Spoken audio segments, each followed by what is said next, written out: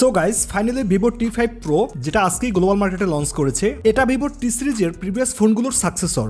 আর আমরা মোটামুটি সবাই জানি ভিভোর এই সিরিজটা always value for money smartphone মার্কেটে নিয়ে আসে। এবারও হয়তো তার ব্যতিক্রম হবে না। দেখুন এখানে তো অনেক কিছু ইন্টারেস্টিং থাকছে, এর মধ্যে ইম্পর্টেন্ট কিছু আপনাদের আগেই বলে দেই। এই ফোনটা এসেছে 9020 mAh এর অনেক বড় ব্যাটারি নিয়ে, যেটা এই ফোনটার সব থেকে হাইলাইটেড পার্ট। এর বাইরে কলকম স্ন্যাপড্রাগন 7 Gen 4 চিপ সহ 144 Hz এর সুপার স্মুথ ডিসপ্লে তো পাচ্ছেনই। তো চলুন কথা বলা যাক এই স্মার্টফোনটিকে নিয়ে। তার আগে আমাদের এই ভিডিওটি ভালো লাগলে অবশ্যই একটি লাইক ও আমাদের চ্যানেলের নিয়মিত আপডেট পেতে চ্যানেলটি সাবস্ক্রাইব করে সাথেই থাকুন।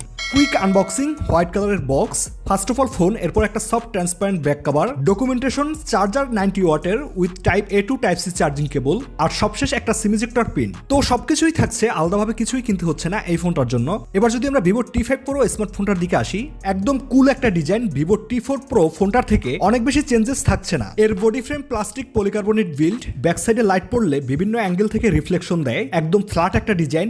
এটা মোট দুইটা কালার ভেরিয়েন্টে মার্কেটে এসেছে, এইটা গ্লোসিয়ার ব্লু আর একটা হচ্ছে cosmic black. Ports and button থাকছে নিচের দিকে সিম কার্ড ট্রে, যেখানে দুইটা ন্যানো সিম কার্ড ব্যবহার করা যাবে, এসডি কার্ড ব্যবহার করার সুযোগ নেই। এরপরে দুইটা microphone, USB type C port ও স্পিকার গ্রিল, রাইট সাইডে পাওয়ার অন অফ বাটন ও volume rocker, left side all clean, উপরের দিকে সেকেন্ডারি স্পিকার ও নয়েজ ট্রান্সলেশন মাইক্রোফোন। ফ্রন্ট সাইডে আসলে একদম ফ্ল্যাট একটা ডিসপ্লে, উপরের দিকে থাকছে সিঙ্গেল পাঞ্চুয়াল। সিন ভেজেলস অনেক ন্যানো, এটাকে ইউনিফর্ম সাইজের ভেজেল বলে, মানে পুরাই একটা ডিসপ্লে। এর বাইরে এই ফোনটায় থাকছে IP68 ও 69 এর ওয়াটার অ্যান্ড ডাস্ট রেটিং, যেটা এই ফোনটাকে 1.5 মিটার পানির মধ্যেও 30 মিনিটের মতন সুরক্ষিত রাখবে। আপনি চাইলে এই ফোনটাকে নিয়ে পানির নিচেও চলে যেতে পারেন, কোনো রকম সমস্যা হবে না আশা করি। এর ডিসপ্লে প্রোটেকশন করছে ক্রিস্টাল শিল্ড গ্লাস।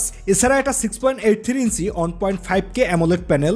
এর রিফ্রেশ রেট যেমনটা বলেছিলাম 144 Hz, মানে একদম সুপার স্মুথ একটা ডিসপ্লে। এর বাইরে এখানে হাইয়েস্ট PWM ডেমিং দেওয়া হয়েছে 3840 Hz এর। তো লো লাইটে ভিজিবিলিটি অনেক বেটার হবে। এর ডিসপ্লে ব্রাইটনেস 5000 নিটস পিক আর 2000 নিটস এর হাই ব্রাইটনেস মোড। অনেক ব্রাইট একটা ডিসপ্লে, আউটডোর বা ডিরেক্ট সানলাইটে অনেক ভালো একটা পারফরমেন্স দিয়ে থাকে।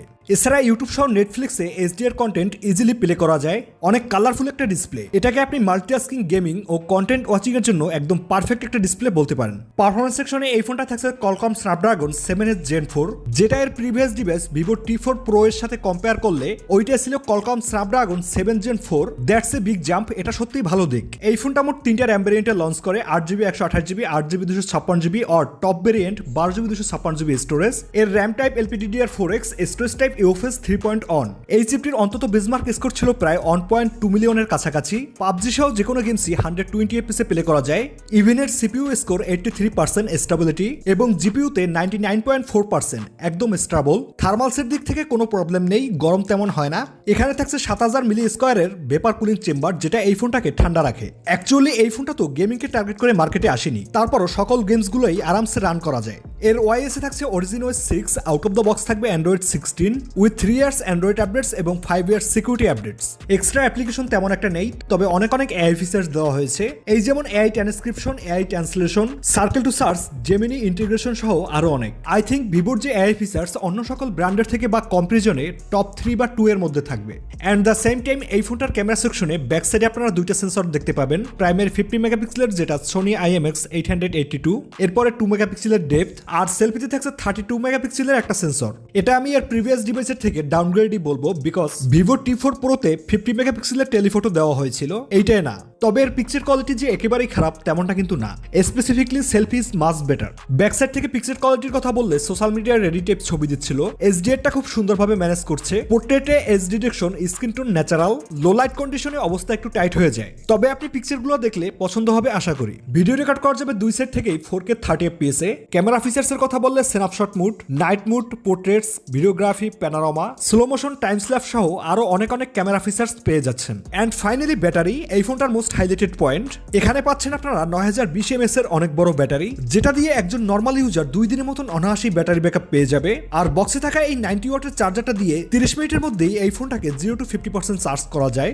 আর ফুল চার্জ করতে সময় লাগে 1 ঘন্টা 10 থেকে 20 মিনিটের মতো। আফটার অল আপনি এটাকে ছোটখাটো একটা পাওয়ার ব্যাংকও বলতে পারেন, বিকজ এখানে থাকছে রিভার্স চার্জিং চার্জিং সুবিধা। এই ফোনটা থেকে আপনি যে কোনো ডিভাইসই চার্জ করতে পারবেন। So battery is the biggest highlight in the phone.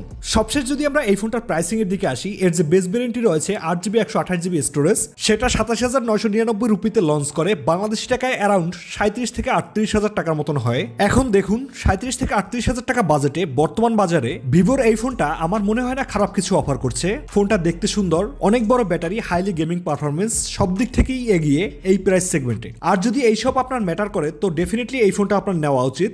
বাকি রইল ক্যামেরা, সেটাও ভালো বাট সবার মতন বেস্ট না। তো কেনার আগে অবশ্যই এই বিষয়গুলো আপনি মাথায় রাখবেন। যদিও এই ফোনটা এখনো বাংলাদেশ মার্কেটে আসেনি, এই মাসের মধ্যেই পেয়ে যাবেন আশা করি।